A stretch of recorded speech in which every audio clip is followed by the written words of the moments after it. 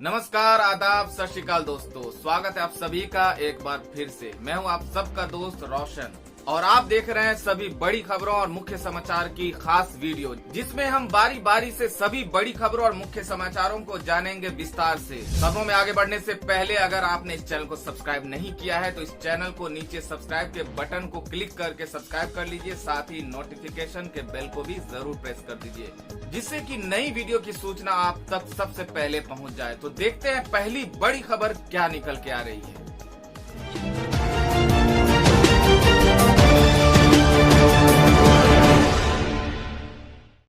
दोस्तों, इस वक्त की पहली बड़ी खबर आ रही है कि मायावती ने किया मांग, कोटा में फंसे छात्रों की तरह प्रवासी मजदूरों को भी घर पहुंचाया जाए। बता दें कि बहुजन समाज पार्टी की मुखिया व यूपी की पूर्व मुख्यमंत्री मायावती ने लॉकडाउन के दौरान विभिन्न राज्यों में फंसे प्रवासी मजदूरों व गरीब लोगों के प्रति चिंता व्यक्त करते हुए केंद्र सरकार से उनके घरों तक पहुंचाने की व्यवस्था करने की मांग की है।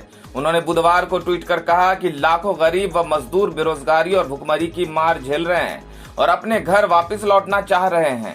मायावती ने कहा कि जिस प्रकार से कोटा में फंसे छात्रों को उनके घरों तक पहुंचाया गया, उसी प्रकार से इन प्रवासी गरीबों को भी पहुंचाया जाए। बता दें कि बसपा प्रमुख मायावती ने ट्वीट कर कहा कि कोरोना प्रकोप के कारण लगे देशव्यापी लॉकडाउन से सर्वाधिक महाराष्ट्र, दिल्ली, हरियाणा तथा अन्य राज्यों में लाखों गरीब व मजदूर प्रवासी लोग बेरोजगारी व भुखमरी की मार झेल रहे हैं। उन्हें एक वक्त का भोजन भी सही से नहीं मिल रहा है। वे हर हाल में अपने घर वापस लौटना चाहते हैं। मायावती ने आगे लिखा कि ऐसे में केंद्र सरकार से आग्रह है कि वो उनकी इस मांग पर सहानुभूति पूर्वक विचार करके तथा लॉकडाउन के नियमों का भी सही से पालन करते हुए उन्हें विशेष ट्रेनों व बसों आदि से उनके घरों तक भेजने की व्यवस्था कराएं, जैसा कि कोटा से छात्रों को भेजने हेतु किया गया है। दोस्तों, अगली बड़ी खबर पाकिस्तान से निकल के आ रही है। आपको बता दें कि इमरान खान पर कोरोना का संकट, फैसल ईदी पाए गए पॉजिटिव। हाल ही में किया था पाक पीएम से मुलाकात। बता दें कि पाकिस्तान में कोरोना वायरस के संकट के बीच प्रधानमंत्री इमरान खान को लेकर बड़ी खबर सामने आई है। दरअसल सामाजिक कार्यकर्ता और ईदी फाउंडेशन के प्रमुख फैसल ईदी को कोरोना वायरस से संक्रमित पाया गया है, जिन्हें वर्तमान में इस्लामाबाद के एक अस्पताल में आइसोलेट किया गया है। यहाँ घबराने वाली बात यह है कि पाकिस्तान मीडिया चैनल जियो के मुताबिक ये कार्यकर्ता फैसल ईदी हाल ही में पीएम इमरान से मिला था। बता दें, जानकारी के मुताबिक पाकिस्तान को कोरोना वायरस से लड़ने में मदद करने के मकसद से फैसल ईदी नाम के सामाजिक कार्यकर्ता ने हाल ही में प्रधानमंत्री इमरान खान को एक चेक दिया था। हालांकि अब फैसल ईदी कोरोना से संक्रमित पाया गया है। ऐसे में इमरान खान के ऊपर कोरोना वायरस का संकट मंडरा रहा है। समाचार एजेंसी आईएनएस के मुताबिक इमरान खान स्वयं क्वारंटाइन में जा सकते हैं। फैसल ईदी मशहूर सामाजिक कार्यकर्ता अब्दुल सत्तार के पुत्र और ईदी फाउंडेशन के चेयरमैन हैं। बताया जा रहा है कि 15 अप्रैल को ईदी और इमरान खान की मुलाकात हुई थी। ईदी ने पाक पीएम से मुलाकात कर कोविड-19 रिलीफ फंड में डोनेट करने के लिए 1 करोड़ रुपए का चेक दिया था। ईदी ने ये चेक इमरान खान के हाथ में ही दिया था। अब ईदी को कोरोना पॉजिटिव पाया गया। बता दें कि पाकिस्तान में कोरोना वायरस के मामले तेजी से बढ़ रहे हैं। पाकिस्तान में अब तक 8,418 लोग संक्रमित हो चुके हैं। वहीं 176 लोगों की इस वायरस के चलते जान जा चुकी है। हालांकि इस बीच 1,970 लोग रिकवर भी हुए। पाकिस्तान में सबसे ज्यादा मामले पंजाब प्रांत से सामने आए हैं। पंजाब प्रांत में सोमवार तक 3,822 से अधिक मामले सामने आ चुके हैं। दोस्तों, अगली बड़ी खबर निकल के आ रही है। महाराष्ट्र में मुंबई पुणे को छोड़ घर घर पहुंचेगा अखबार। हाई कोर्ट के हस्तक्षेप में राज्य सरकार ने दी ढील। महाराष्ट्र सरकार घर घर अखबार वितरण नीति में ढील दिए जाने को राजी हो गए हैं। अब मुंबई, पुणे एवं कंटेनमेंट एरिया को छोड़कर अन्य स्थानों पर घर घर अखबार बांटे जा सकेंगे। वितरण में सुरक्षा नियमों का पालन करना होगा। माना जा रहा है कि महाराष्ट्र सरकार को ये नया आदेश हाईकोर्ट द्वारा पूछे गए उस सवाल के बाद निकालना पड़ा, जिसमें उसने पूछा है कि अखबारों के वितरण पर रोक लगाने के पीछे उसका तर्क क्या है। महाराष्ट्र के मुख्य सचिव अजय मेहता की ओर से जारी नए आदेश के अनुसार 20 अप्रैल 2020 से प्रिंट मीडिया को लॉकडाउन से छूट दी जा चुकी है। पहले इस छूट में अखबारों एवं पत्रिकाओं का घर घर वितरण प्रतिबंधित किया गया था, लेकिन मंगलवार को जारी नए आदेश के अनुसार मुंबई मेट्रोपॉलिटन रीजन तथा पुणे म्यूनिसिपल कॉर्पोरेशन क्षेत्र सहित कोविड-19 के कारण जिलाधिकारी द्वारा घोषित सभी कंटेनमेंट क्षेत्रों को छोड़कर अन्य स्थानों पर अखबारों एवं पत्रिकाओं के घर घर वितरण पर कोई प्रतिबंध नहीं रहेगा। दोस्तों, अगली बड़ी खबर निकल के आ रही है कि कोरोना वायरस के संक्रमण को रोकने के लिए दिल्ली नोएडा बॉर्डर पूरी तरह हुआ सील। कोविड-19 के संक्रमण को कम करने के लिए प्रशासन ने सख्त कदम उठाया है। गौतम बुद्ध नगर में कोरोना वायरस संक्रमण के मरीजों की बढ़ती संख्या को देखते हुए जिलाधिकारी सुहास एलवाई ने गौतम बुद्ध नगर व दिल्ली के बीच आवागमन पूरी तरह से प्रतिबंधित कर दिया है। जिलाधिकारी ने ये आदेश चिकित्सा विभाग द्वारा प्रस्तुत की गई आख्या के बाद दिया है। बता रहे हैं कि आवागमन में सरकारी कर्मचारियों, कोविड-19 में लगे अधिकारियों, एम्बुलेंस सेवाओं एवं कुछ अन्य आवश्यक सेवाओं को छूट रहेगी। जिलाधिकारी सुहास एलवाई ने बताया कि पिछले कुछ दिनों के दौरान जिले के कई व्यक्तियों की रिपोर्ट कोरोना पॉजिटिव आई है। जांच में ये बात सामने आई है कि जिन लोगों की रिपोर्ट पॉजिटिव आई है उनका संबंध किसी न किसी कारण दिल्ली से रहा है। बता दें कि ऐसे में कहीं न कहीं ये संभावना जताई जा रही है कि दिल्ली से आने वाले लोग संक्रमण फैला रहे हैं। इसे देखते हुए जिला प्रशासन ने अग्रिम आदेशों तक दिल्ली व गौतम बुद्ध नगर के बीच आवागमन को पूरी तरह से प्रतिबंधित करने का निर्णय लिया है। जिलाधिकारी ने बताया कि इस प्रतिबंध अवधि के दौरान ऐसे अधिकारी जो कोविड-19 की सेवा में लगे हैं, ऐसे वाहन जो आवश्यक सामग्रियों को लेकर जाते हैं, एम्बुलेंस सेवा, भारत सरकार में तैनात उप सचिव व उनके वरिष्ठ अधिकारी, चिकित्सा विशेषज्ञ व ऐसे मीडिया कर्मी जिन्हें अतिरिक्त पुलिस आयुक्त एवं जिला सूचना अधिकारी द्वारा पास जारी किए जाएंगे, उन्हें छूट दी जाएगी। तो दोस्तों, खबरों में आगे बढ़ने से पहले बात कर लेते हैं आज के माइंड क्विज के सवाल का, जिसका जवाब देकर आप जीत सकते हैं एक बम्पर इनाम। तो देखते हैं आज का सवाल क्या है। तो आज का सवाल है कि आपको बताना है कि नालंदा शहर किस राज्य में स्थित है। दोस्तों, इसका सही जवाब आप नीचे कमेंट में दे सकते हैं और सही जवाब देने वाले को रैंडमली सिलेक्ट करके उन्हें दिया जा सकता है एक शानदार इनाम। तो बढ़ते हैं अगली बड़ी खबर की ओर।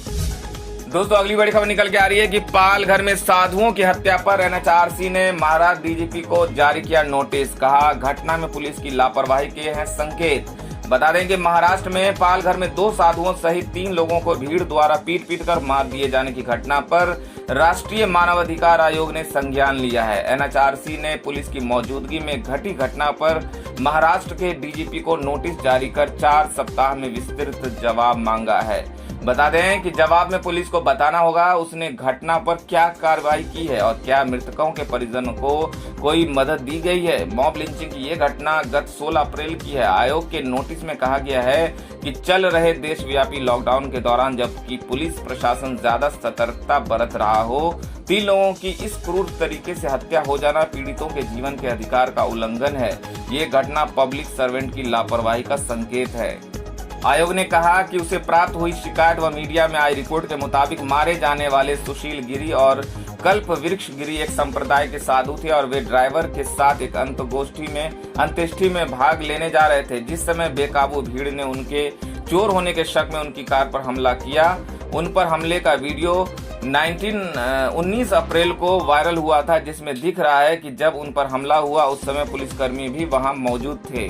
तो अगली बड़ी खबर निकल के आ रही है कि कोरोना वायरस लॉकडाउन के चलते दुबई में फंसे सोनू निगम, ट्विटर पर हो रही गिरफ्तारी की मांग। जाने पूरा मामला।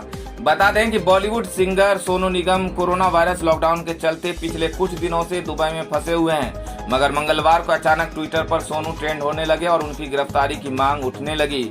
इसके पीछे उनका कुछ साल पुराना ट्वीट को वजह बताया जा रहा है, जिसमें सोनू ने धार्मिक स्थलों पर लाउड स्पीकर लगाने पर आपत्ति जाहिर की थी। हंगामे से बचने के लिए सोनू फिलहाल ट्विटर से चले गए हैं। ट्विटर पर कुछ यूजर सोनू के लगभग 3 साल पुराने ट्वीट्स पोस्ट करके दुबई अथॉरिटीज से उनकी गिरफ्तारी की मांग कर रहे हैं। उन्होंने इसको लेकर ट्वीट्स किए हैं। हालांकि कुछ सोनू के दुबई में फंसे होने पर उनका मजाक भी बना रहे हैं कि अब कैसे वो अजान की आवाज बर्दाश्त कर रहे होंगे।